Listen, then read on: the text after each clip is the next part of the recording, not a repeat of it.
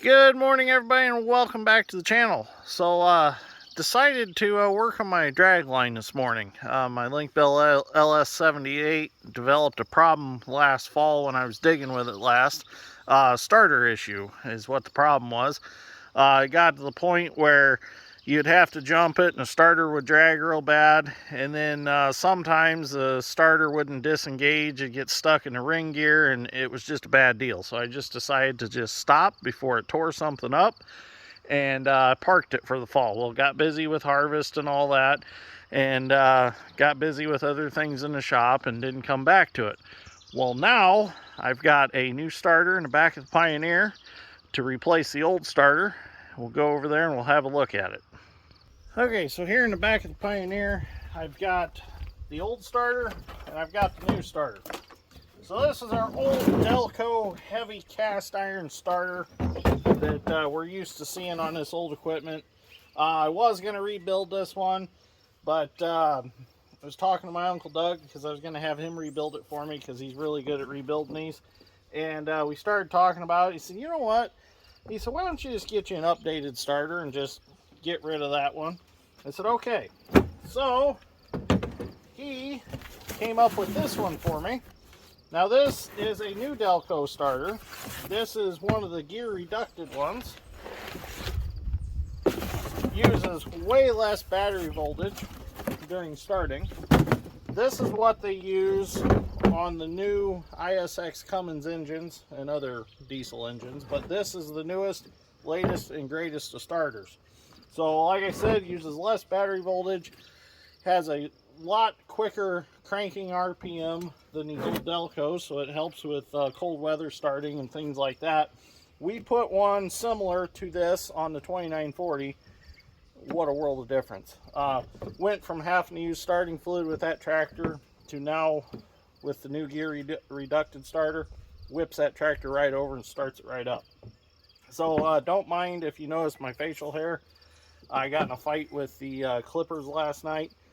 I usually trim everything up to like 3/4 of an inch. Well, I grabbed the wrong guard. I grabbed 3/8, and before I knew it, I had shaved through, and I just was committed at that point. So yeah, usually I look like I'm 10 years old now.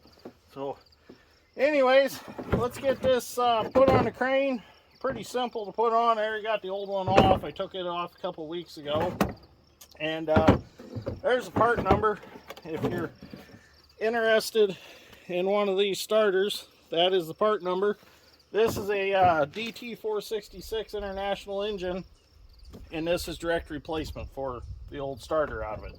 I'm sure this would bolt up to like a Detroit or anything like that. So real good starter. I don't have the batteries charged. I took them back to the shop and I was going to charge them, and unfortunately today for some reason our power's out. I don't know if we forgot to pay the power bill or what, but we don't have no power at the shop right now. I'm just joking. We pay the bills. But hopefully the REMC will get that fixed real quick and we'll get power, and I'll be able to throw them batteries on the charger and warm them up a little bit. Then we'll get them put in the crane. So let's get this thrown on and wire it up and see what we got. Well, before we can put the starter on, first thing we got to do is we'll get this fuel filter out of the way. Now actually, this one being shorter, it might not bother having that fuel filter on, but let's go ahead and get it out of the way. I'll probably throw new fuel filters on it anyways. Them are still the ones that I put on it when I put the engine back in it. Now, if you look through my old videos, you'll see a few videos of this drag line. If you don't know the story on this crane, when I got this crane, it had a old P160 Cummins in it, which seems to be very rare because I couldn't find parts for it. So after not being able to find parts, I needed injectors for it. Couldn't find injectors, so I ended up engine swapping it to a DT466. Looks like we have a freeze plug issue here. We're dripping some antifreeze. We're going to fix that. But anyways, after further review of the P160 Cummins, I realized they had water in the oil, so it was definitely gonna have to be switched out anyways. Nice thing about this new starter is it weighs way less than them old Delcos, or the old cast iron ones. Still heavy, but not nearly as bad. Got to work around the gantry to get in here.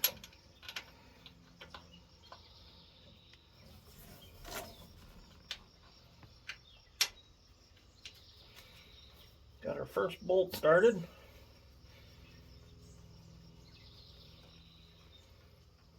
Wasn't bad at all. Actually, with it, I'm gonna have to make a new wire to hook up to the magnetic solenoid here, or relay, whatever they call it in the instructions. Pretty excited. I got me a new snap-on 3/8 ratchet right here.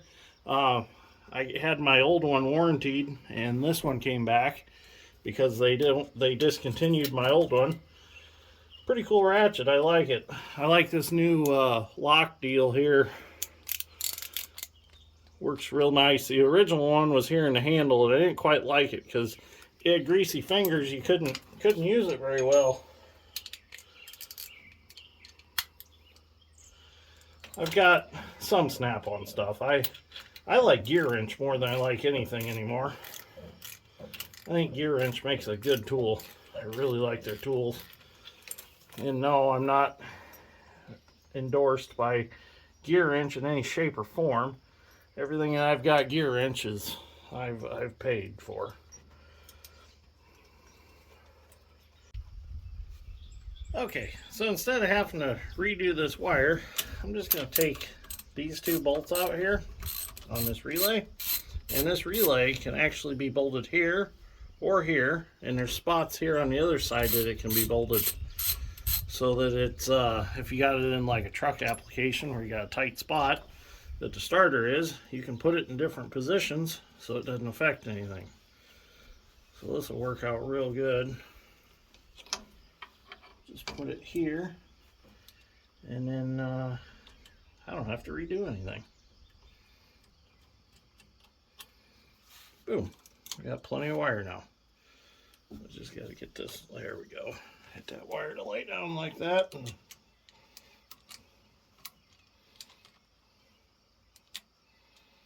get that bolt back in without losing it. There's a lot of cracks and crevices in this crane that if you drop something, it's gone forever unless you can get to it with a magnet or something, because it goes in between like the counterweight and the fuel tank and the frame, and there's just no way of getting it out of there when it does that. Slide that up a little bit. There we go.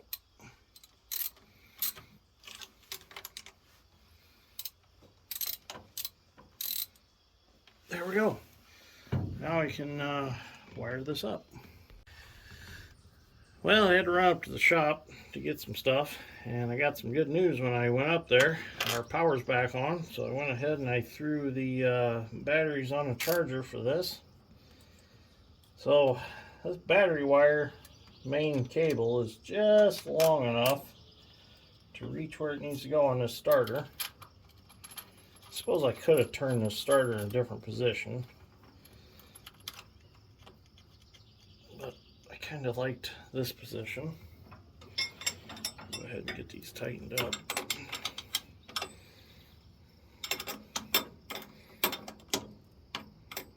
Darn flies. There's already flies out and about back here. Should have grabbed a ratchet wrench, I guess. Oh, I can move this out of the way. That's my ground wire. There we go. Should have grabbed a deep well socket. My gear wrench set that I carry in the Pioneer, it doesn't have deep well sockets in it.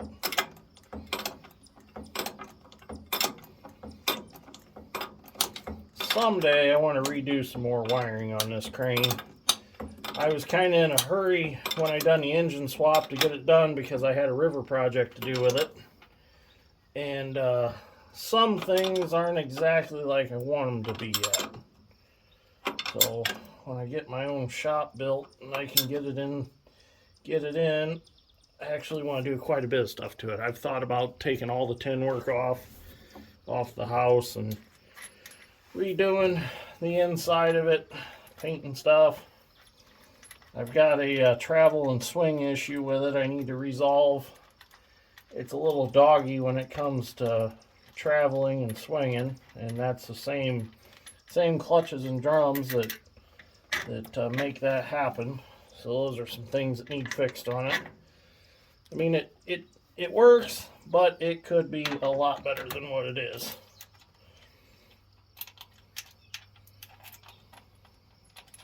It's a work in progress. Let's put it that way. Good running crane though.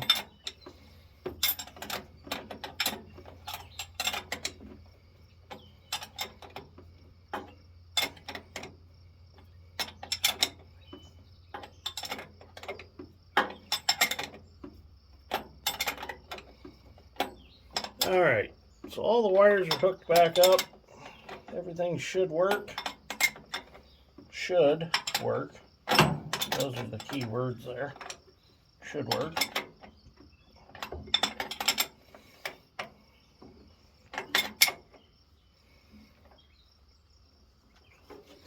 Okay, now all I gotta do is wait on the batteries to charge, throw them back in it, and get it running. Well, I got everything wired up. I got the batteries in there. I did realize that I had a little bit of a electrical issue. The solenoid that I hooked up right there, for some reason it's junk. So Dad come back and said, just take the wire off that solenoid and put it right on that relay solenoid that's on that starter. It says in the paperwork if you've already got a starter solenoid to use it, but and it also says in that paperwork if you don't have one, you can hook your wire directly to that. So I don't see no reason you can't. So let's see if it'll start. I did prime it, so hopefully it'll start right up.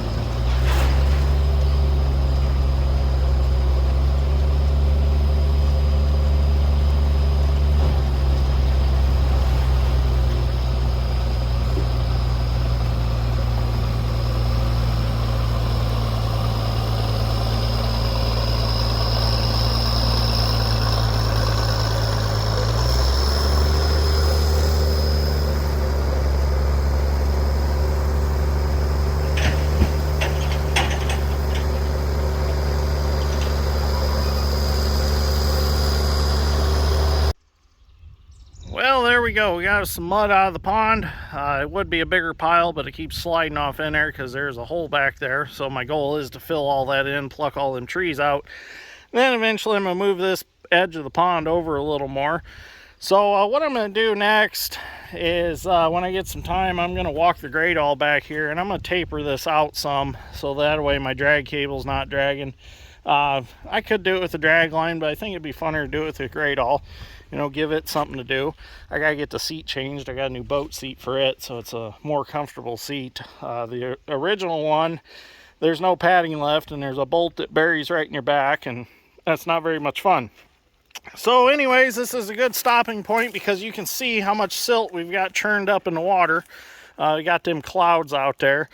So there are fish in the pond, and the problem with that silt is during these warm months of the year, June, July, and August, and you know, a little into September, that the fish are very active right now. They're using a lot of oxygen. So that silt will clog up their gills, and then they won't be able to breathe. Now your mudfish, it don't matter, like catfish, carp like that, it don't bother them. Well, carp it'll get them, but catfish, it don't bother. Now during the winter months when it's cold out, you know, the fish are kind of dormant, kind of hibernating, so they're staying on the bottom. They're not using a whole lot of oxygen, so you can get away with digging a little more in the wintertime.